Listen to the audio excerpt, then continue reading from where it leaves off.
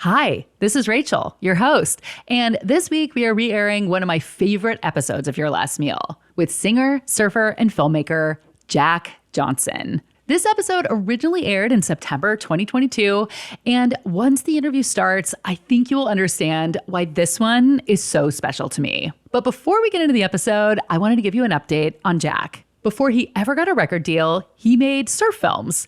And he has a new film coming out, this time a documentary called Surf Film Music, about his evolution from surfer to filmmaker to world-renowned musician. Surf Film Music premieres March 13th at South by Southwest, and I'm really hoping it's going to make its way to theaters or streaming soon, because I want to see it. Jack is also going on tour to celebrate the film. He's going to play some old music, he's going to play some new music from the soundtrack, and his Surf Film Music 2026 North American Tour has 43 stops from June through October. He has 3 different openers, depending on when you see him, and 2 of them are past Your Last Meal guests. G-Love, who is partially responsible for starting Jack Johnson's music career, and Lake Street Dive. I'm not just saying this, but both of those episodes are also 2 of my favorites. If you happen to miss them, I will put links in the show notes. So that is what's new with Jack. But before we hop into the episode, I would like to remind you that Your Last Meal is a product of Cascade PBS in Seattle. If you want to become a member and get unlimited PBS programming and other special perks, go to cascadepbs.org or look for the link in the show notes.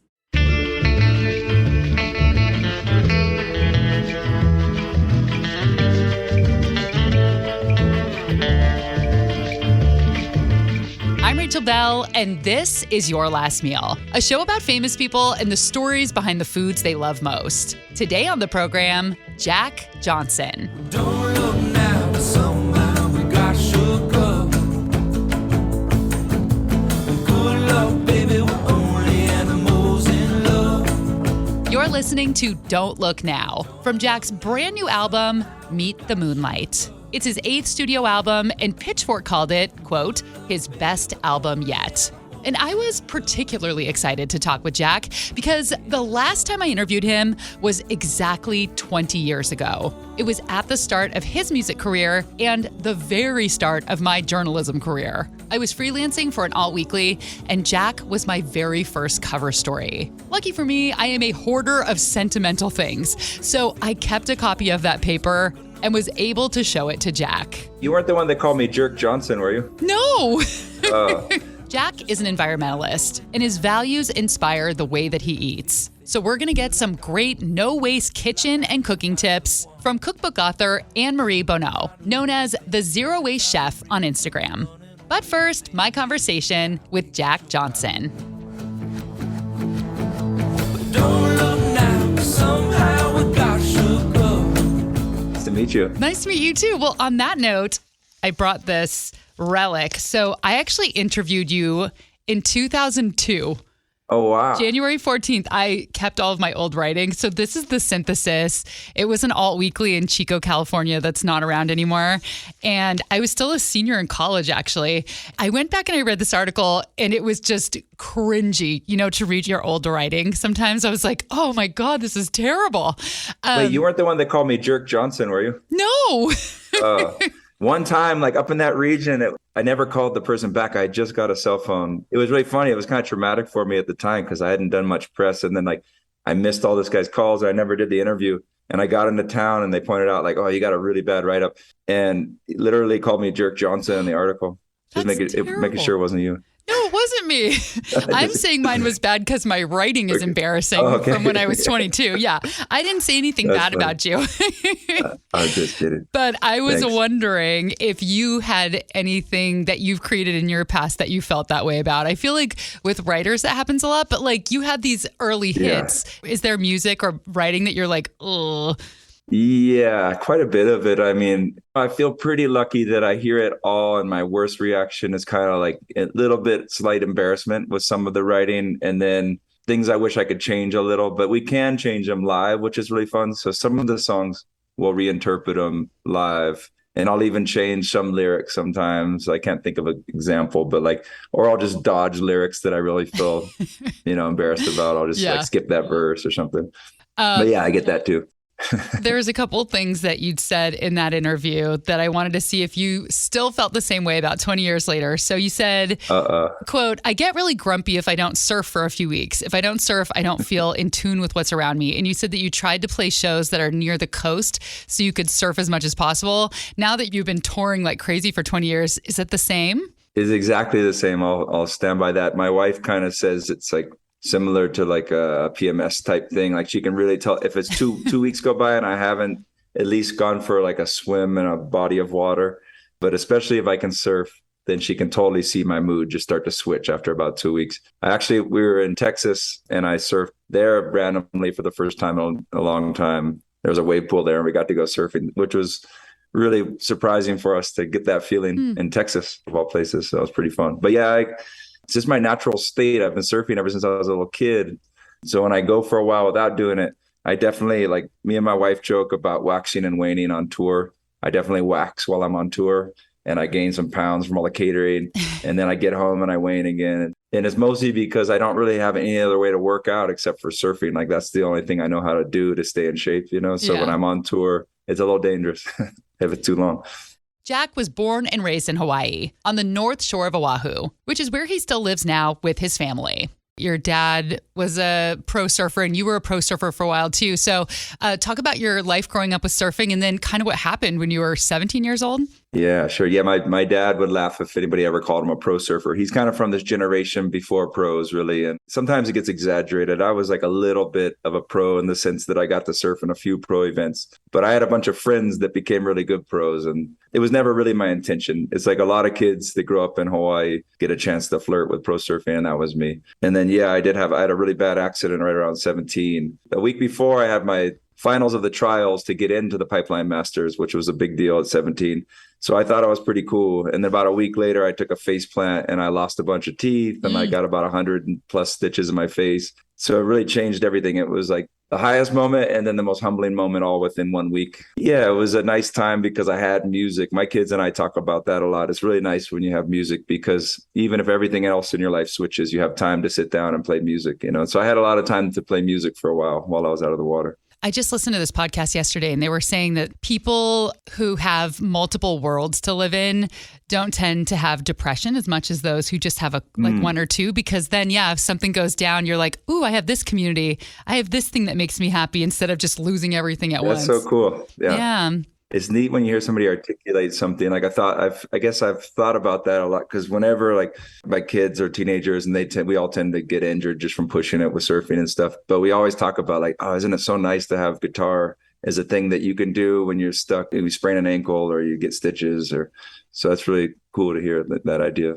It's true. I think that could help from depression if you have different avenues to go down. Everybody understands that feeling when you go swimming or you go in the ocean and you come out and you're so hungry and food tastes so much better. What are some of your favorite things to eat after you've gone surfing? That's a good question. So I used to always just get out of the water and I'm right at my house growing up in Hawaii. And so whatever my mom mostly did the cooking in my house.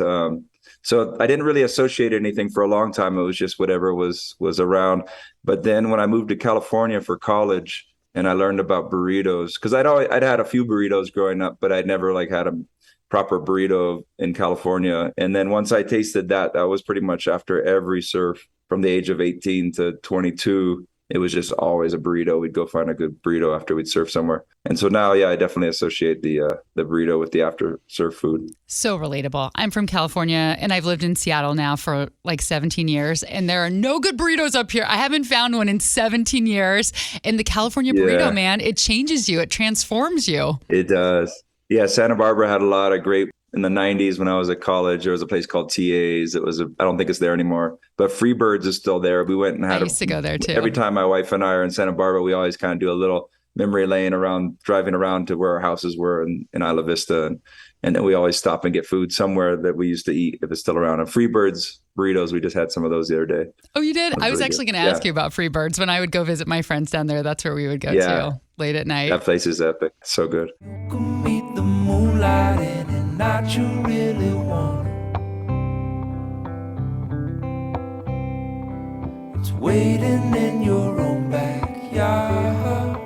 Jack Jack has been playing music since he was a little kid, but it wasn't something he planned to do for a career. After graduating from UC Santa Barbara with a film degree, he traveled the world directing surf documentaries with his friends, all of which have amazing soundtracks, by the way. Jack's big break into music came when he met the musician G Love through a surfing buddy. G Love heard Jack's song, Rodeo Clowns, and asked him to record it on his album. That song ended up being the biggest hit of the album, and soon, Jack got his own record deal. What's the story behind the song Banana Pancakes? Is there a real banana pancake source? Yeah, that's a good question. It's not so much to do with the food. That was just something, I guess, at that moment I had been making recently for her. So my wife and I have been together 29 years. And so I guess when I wrote that song, we were probably like late 20s or something.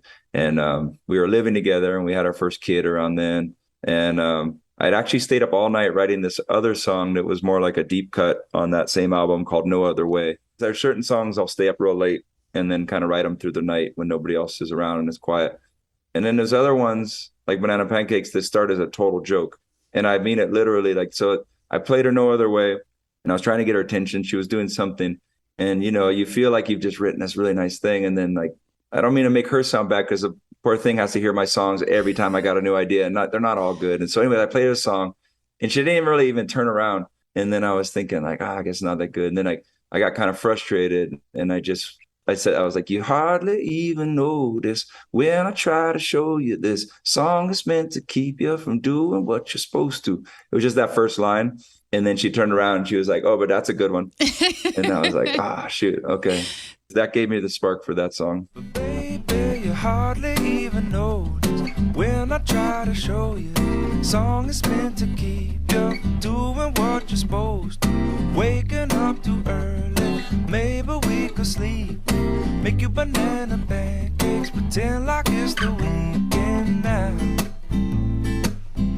We could pretend it all the time. A lot of times the love songs are just me trying to make my wife laugh and then it sticks around. And then the breakup songs are me trying to cheer my friends up.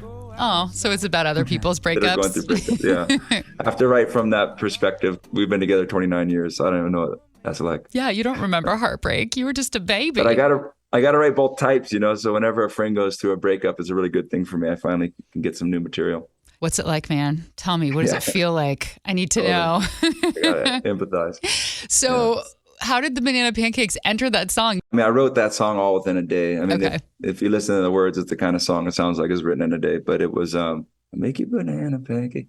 Then like I think we used to make them on the weekends a lot, you know, especially when the kids were little. Our kids love food. Like we're really lucky because we cook together as a family a lot. Everybody nice. gets in there and like is chopping things up, and everybody kind of has certain things that they're good at. So on Sundays we always do big brekkie, pretty much like home fries. And I have one son who like masters that, and another one is really good at making eggs. None of us are that good, but just meaning that like that's nobody has to say anything anymore. One guy does the eggs, and then my daughter, she's really good at baking, so she'll always make either the batter for the pancakes and stuff, or she'll make muffins or some other thing. So anyways, yeah, I think the banana pancakes, it just started. My mom used to make them too, and she has like a certain way where you just, I don't have like a special recipe, but you just whatever kind of pancakes you're gonna make, but then you take the bananas and you take a fork and you just mush them up with a fork as they go in. And that's how we do it. Some people slice them and stuff like that, but ours are just mushed up bananas. And in Hawaii, you don't always use syrup. Is that right? My kids do. Okay. And then they have this lilikoi butter they like a lot too. Yeah. Lilikoi being the Hawaiian word for passion fruit. I was trying to bait you because I read some article where you were like, we put honey on our pancakes in Hawaii. People misquote me too. You can't believe everything you read, you know. No, but we do. I mean, that's funny you say, I like honey. My kids kind of like the lilikoi butter. Yeah. Depends on how many you're eating. I usually try like a little something different on everyone. I like the idea that you're being misquoted about honey and syrup. You're like, I did not say that. I did not say that. Controversial. Yeah. I don't know. There is no pancake that can taste as good as how a cartoon pancake looks. The big stack in a cartoon with the butter pat and the cascading syrup. I've never had a pancake taste that good. I want one that's 10 feet tall. This morning with the butter thing at the airport. Like we just went ahead and like got full pancakes, and it looked like that cartoon version. It was like a stack, and I had the butter on the top and everything. It was pretty good, wasn't it? Like you said, it wasn't that good. Looked good though. It looked good. Yeah. Hold on, which airport was that? I need to know for Cartoon Pancake Airport. Yeah, we flew into Denver and we flew out of Dallas. It was the Dallas airport where we had breakfast. That's the Pancake Airport. Woof. Who else is craving pancakes now? I'm definitely going to be making pancakes this weekend. I've been listening to his song Banana Pancakes a whole bunch since we chatted. I hadn't listened to it in a long time, so maybe I'll have to mash up some bananas and put them into the batter. Time for a quick break. But when we come back, Jack has a very specific writer he requests from concert venues. But it's less about making him happy and more about pleasing Mother Earth.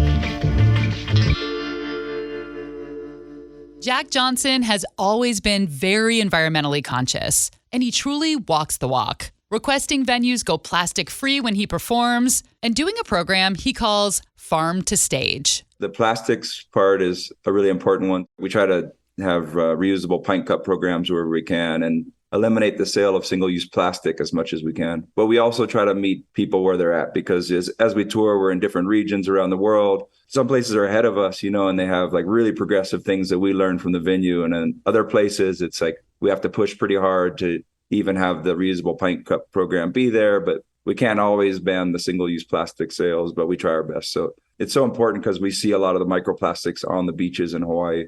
So growing up, I've seen the beach become more and more colorful. And then the Farm to Stage, that's the other idea, is trying to support all the local food systems in every area we tour. So we try to source as much of the food from farmers markets or directly from the farmers, make a certain radius, and we shoot to have it all from within there. 10 years ago, we actually used to bring somebody on tour to go out in the mornings and shop at the local farmers markets and bring the food back so the caterers could use those ingredients. And now it's like almost every place you can find a catering company that's already switched on to this stuff and, really into it. And so this last tour, the food's been so amazing. When you go somewhere, you want to see the sights and you want to experience the place. And when you taste food from the region you're in, you really get a richer experience. So that's one thing we do. And then we also try to, instead of being like caller number 9, you win tickets, we've had this thing where people can win to come to a Farm to Stage dinner at the show prepared by a local chef. That's like another way we can ahead of time try to support the local food system. I had read that the crew behind the scenes, you give them silverware that they can reuse and you give them water bottles. Oh, yeah. Is that something you guys still do?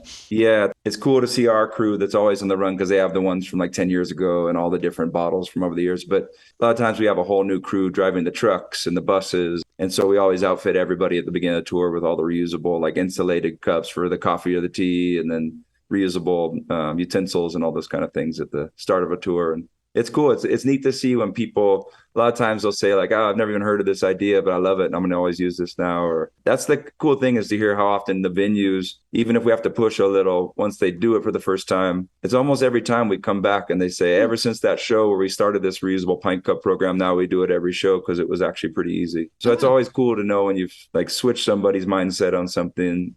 That's when it's really going to work. I'm just one show coming through. If it's for that one show, sure, it's a little better, but it's really the changes made when that venue makes the swap, and then it happens for every show. Right. Then it's lasting change. With something like the Pint Cup program, is that venue-wide or is that just behind the scenes? No, venue-wide. And we've had some venues, Santa Barbara Bowl, we're really good friends with them, and they're like-minded on all this. So they were really excited to do a show. The first show we ever did, there was no reusable bottles sold at the show. Everybody was given a pint cup as they came in. And we had refill water stations all around the venue. And then if you got cocktails or beer or anything at the bars, it was all a refill program. And we did a waste audit before the show, and then we did one after. Our waste audit like on their normal shows to kind of see what the tonnage of waste. And then we did one after, and I don't have the numbers in front of me, but it was really substantial. And we've been doing it backstage for, almost since we began. Yeah. But out in the front of the house, the last 10 years, it's been a nice evolution of eliminating the single-use plastic. And then even with the vendors out front, we push on that a little bit to see if we can have vendors that are sourcing local. So then it's not just backstage catering, but out in the front of the house too. I admire that so much. I'm just like you. I try to be as zero waste as possible. And it's hard when you go out and you go to these shows and you don't have a choice. Like, some of these places, they won't let you bring your own water bottle in. And so you're like, I'm buying plastic. And that's cool that they actually listen. And, you've helped make a difference. It's awesome. Yeah, it's a nice conversation. We've learned so much from other bands like Willie Nelson and Neil Young, people like that, when we're touring, about like running our trucks and buses on biodiesel. And you make a little change and then, you pass the word on. Jack and his wife Kim started 2 nonprofits, the Johnson Ohana Foundation and Kokua Hawaii Foundation, supporting environmental education in Hawaiian schools and communities. They send kids on farm field trips and teach about the importance of recycling and going plastic free. Of course, Hawaii is a huge tourist destination. Here in Seattle in the winter, freaking everybody's in Hawaii. It's not that far away. And the thing that I hear every time is the first thing we do after we land is we go to Costco. And I'm always like, what? You go to Costco and you go to Hawaii? I just don't like that. And so could you talk a little bit about what people could do when they visit Hawaii to help the local economy and culture and be better for the environment? Yeah, sure. I mean, there's another one I could go on for so long because it's such a important part of our history. The statistic you hear all the time is that 90% of our food is actually shipped into Hawaii, which is really sad when you see all this agricultural land that could be growing so much. But because of the history of agriculture in Hawaii and sugarcane and pineapple, basically, it was all being shipped out. And so all this farmland sat for a long time. A lot of it has been getting rezoned for development and different things. So it's a really important thing when people travel to Hawaii to support those restaurants that are sourcing from the local farmers and supporting the local food system. If you're going to come to a place and you want to see the beautiful sunsets, and you want to hear the music of the place, and it just makes sense, you want to taste the food that's actually grown from there. And tourist industry, for better or for worse, is a big part of Hawaii and our economy there.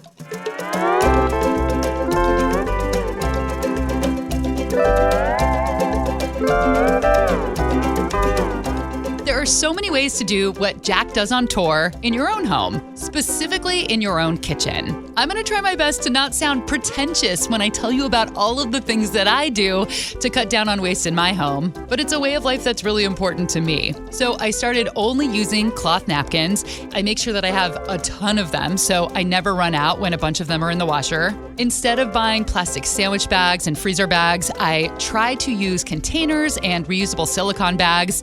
And yes, I'm one of those people who does wash out a Ziploc if I use one. I bring mesh produce bags to the grocery store instead of using their plastic bags. And I switched to a package-free bar of dish soap, which I really love, and bar shampoo.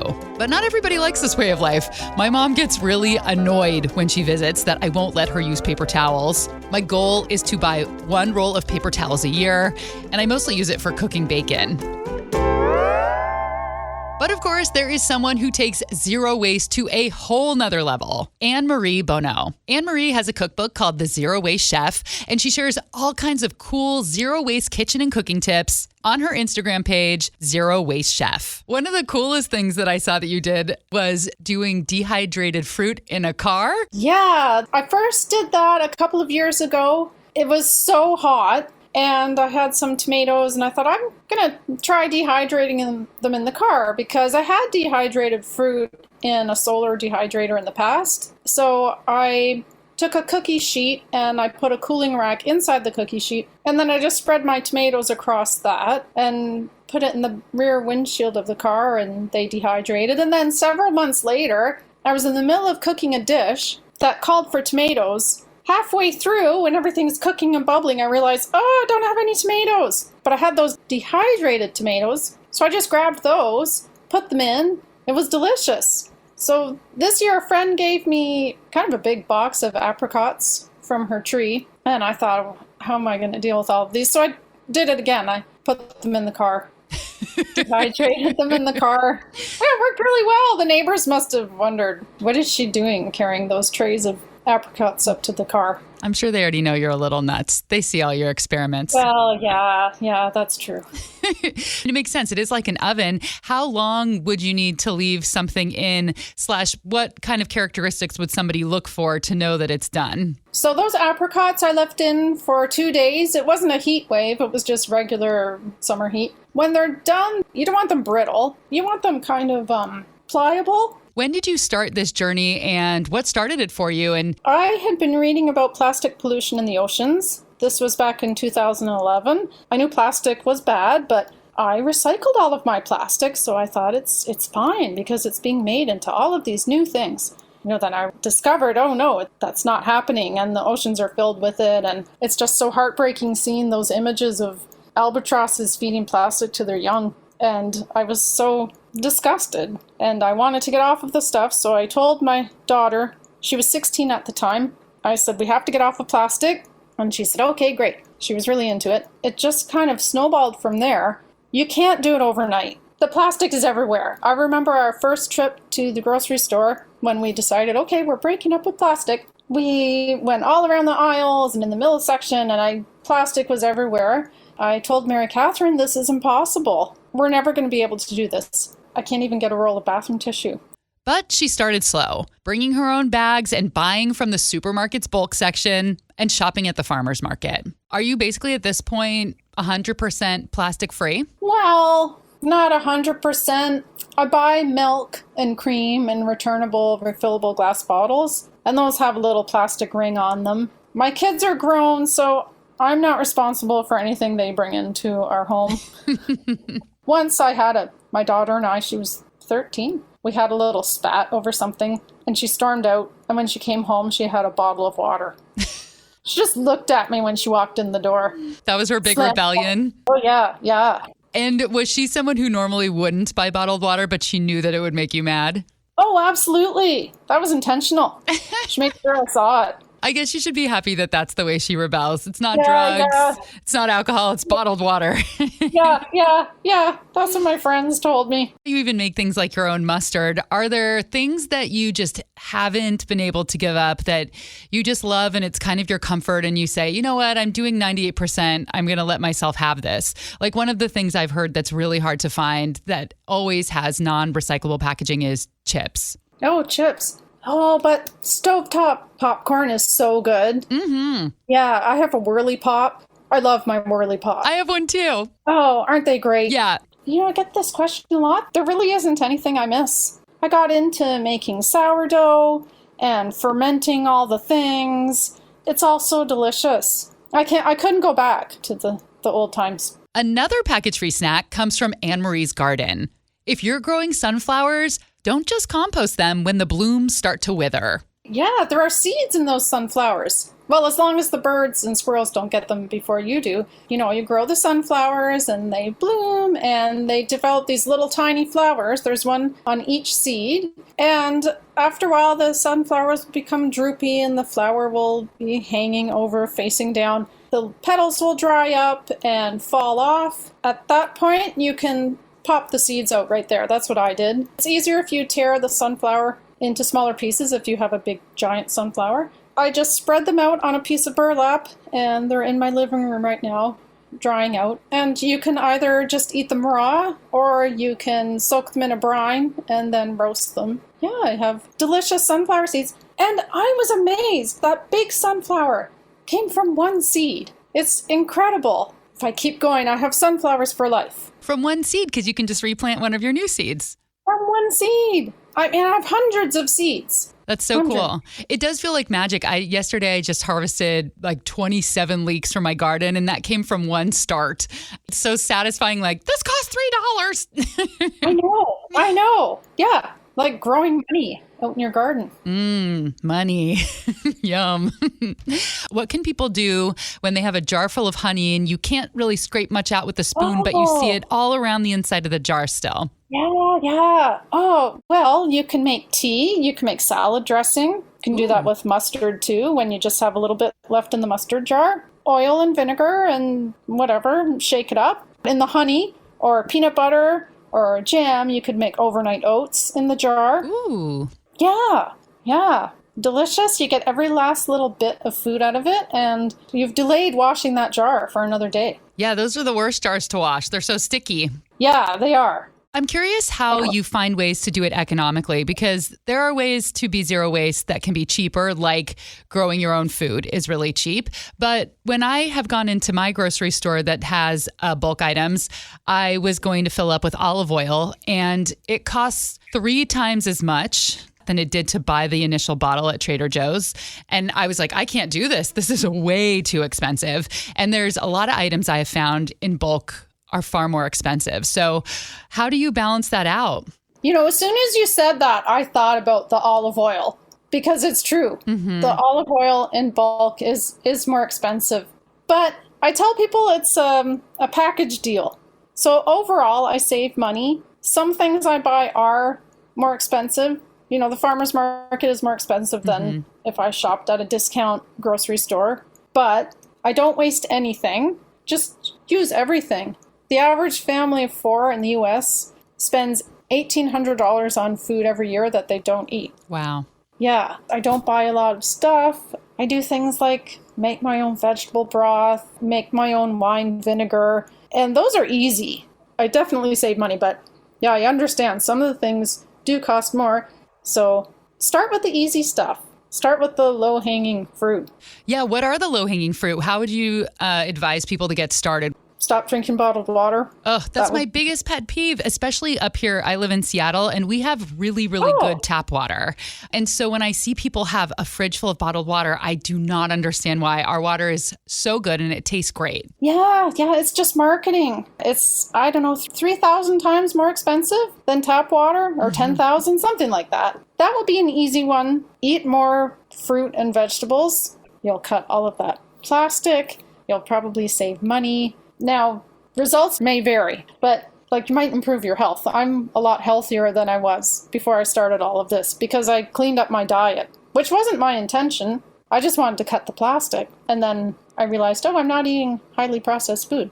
Yeah, eat more apples and oranges. One other perk of breaking up with things like paper and plastic plates, it might actually make your food taste better. There was a study. People were given a brownie, the same brownie. They received it on a napkin. Other people received it on a paper plate with a fork. And then the third group received it on fine china with a nice fork.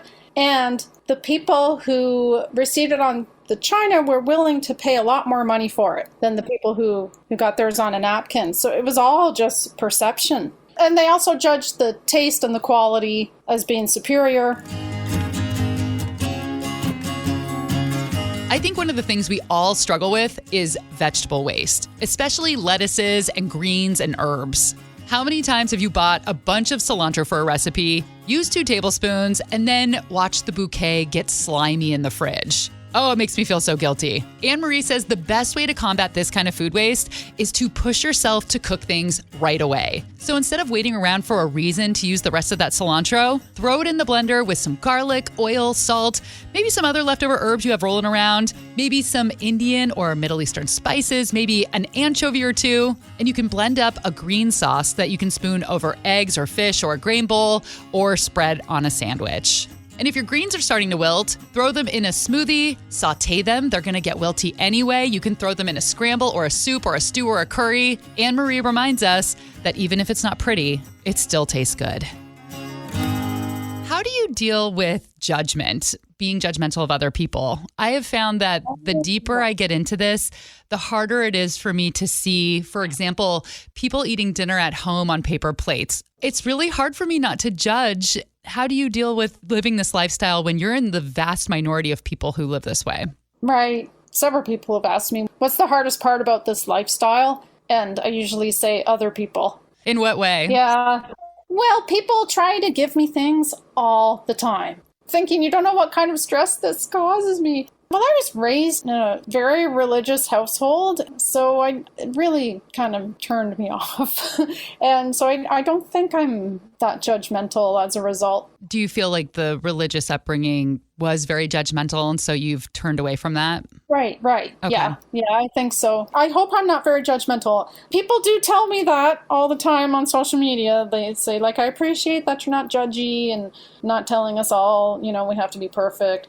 So I had a friend, she told me, Anne-Marie, if you were preachy, you'd be unbearable. Nobody wants to hear, what are you doing? Why are you buying that? Why are you drinking that bottled water? It just will turn people off. And instead, I just kind of do my thing. And then I've had friends and family see me and they might think, gee, that's a good idea what Anne-Marie's doing there. I might start to do that. After the break, Jack Johnson shares the sweet love story of his last meal.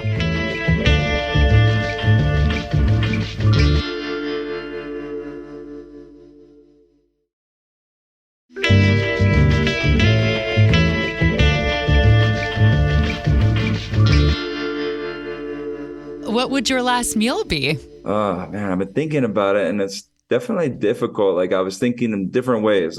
Is it just like you're thinking just about taste? Or do you want to have something that spurs on memories? And so I kind of went that route. I started thinking like, I'd want to do something where the flavors reminded me and took me back to a certain place. So my meal, I think, would be kind of boring for the taste buds, but I think it would be good for the mind. And so I'd probably do sauteed vegetables, because my wife and I, when we were traveling through Europe in 1997, we always tell the kids, and we tell stories like back in 97. And it's so weird because it's like when your parents tell stories of like back in 69. Yeah. But now we always say it back in 97. We lived in a van for 4 months and we had a really small budget so we could last for 4 months. So we would mostly just go to the farmer's market, or, you know, sometimes it was a supermarket. But whenever we saw a farmer's market, it's like, feels like you're in Europe. We'd like pull in and we'd get, she had a little basket and stuff, and we'd fill everything. It was a lot less expensive than going to restaurants. And so we would make a meal in the van. And it's kind of like where we started learning how to really cook, because we were pretty young. And so we would butter, olive oil, and then add the onions and the garlic. And like when you first learn that, that's how you start, with like that smell of the onions and the garlic. Yeah. And then we would just add whatever we get that day. A lot of times it was like potatoes or bell peppers and different things. So those memories, it was like, that was kind of our meal almost every night. And then sometimes we'd add like a curry sauce or like whatever we could find. But sometimes it was literally just like salted vegetables, you know, and that was it. That'd be my last meal, just to take me back to that time. Because that was kind of when we figured out that we were truly ready for marriage. Because if you live in a van with somebody, we never got a hotel room one night for 4 months. And so when that trip was over, it was like, okay, we didn't kill each other. If we can last through that, we can probably make it through the rest of this thing. So yeah, I would just probably make that meal. I love that. And you were traveling through Europe? Yeah, it was Europe, and it was really fun. It was, we bought this van that if you let go of the steering wheel for even a second, it would veer hard to the right. No power steering. So, like, you had to kind of fight it left the whole time. It had a license plate that said UMP something. So we called it the UMP. It would break down a lot, and I kind of learned a lot about trying to fix engines and stuff on that trip. And it was like the UMP always made the final call. That was like what we'd always say, because it would just decide where we were going to end up a lot of times, because like we would overheat and be like, hey, I guess we're going to stop in this town for a couple of days. Yeah, it was a beautiful time. We loved. There was one time where one of my wife's friends joined us for like a week. She was somewhere and we picked her up. And then thinking of food, we only had like a little bit of cash, like in the whatever country we were in. I forget what country we were in, but like we only had like $10 left. And we didn't want to change any more money because we were about to leave that country the next day. And we were so hungry. We didn't have any food like left in the kitchen or anything. And they went and they bought something from, I think it was McDonald's or somewhere, like a fast food place. And they had a burger, and I got back and I saw the wrappers there, and they hadn't thrown the wrappers away good enough, and they didn't save me. And I got so mad at them. That was like a time where like it was almost over, you know, but no, it wasn't that close. But I remember being really mad at her. That's I bad. made it through them. Yeah. Yeah. So you didn't get to eat that day, or you had to eat like the last No, I mean, potato. I probably had a little something. I'm not trying to make it that dire, but I think I skipped dinner that night. For his last meal, Jack Johnson wants sauteed vegetables cooked in a van while on a European road trip with his wife. We do tend to eat vegetarian pretty often, kind of like a less of a demanditarian, I guess you'd say. Like, I try my best not to add to the demand of meat production, but at the same time, I'm pretty flexible. I was a vegetarian for a while, and then there was this one night where I was at somebody's house in Europe on tour. We've been invited to this dinner, and I was looking at this grandma, or it's like his auntie, basically making this really nice meal, and it had sausage in it. And I just remember thinking, like, there's no way I'm not going to eat this meal. She's about to serve me. Yeah.